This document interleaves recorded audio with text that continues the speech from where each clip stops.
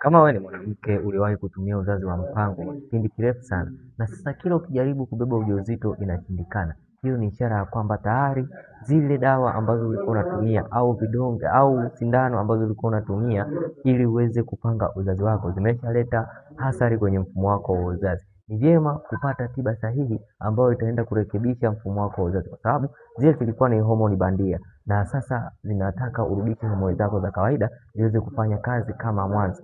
Inahitajika upate dawa ambazo itaenda kukusaidia wewe kurudisha homoni zako zikae katika mfumo wake wa kawaida. Jua ya kwamba dawa ambazo ulikuwa unatumia au vidonge au sindano ulikuwa unatumia basi zimekuachia sumu mwilini ambazo zinapelekea homoni zako kutokurudi katika hali yake ya kawaida. Ni vyema kuchukua hatua ya kuweza kupata dozi ambayo itaenda kurekebisha mfumo wako wa homoni, lakini pia kwenda kufanya detox ya mwili ili kuondoa sumu ambazo zimeachwa na zile vitu ambavyo ulikuwa unatumia ili kuzuia homoni zako zisiweze kufanya kazi katika hali yake ya kawaida. Chukua hatua leo ya kuweza kuchukua namba zangu ya bio niweze kukusaidia kuondokana na changamoto hiyo. Kama wewe ni mwanamke ambaye umeacha uzazi wa mpango kwa muda mrefu, lakini kila ukijaribu kubeba ujauzito inashindikana, ninaweza kukusaidia kuondokana na changamoto hiyo.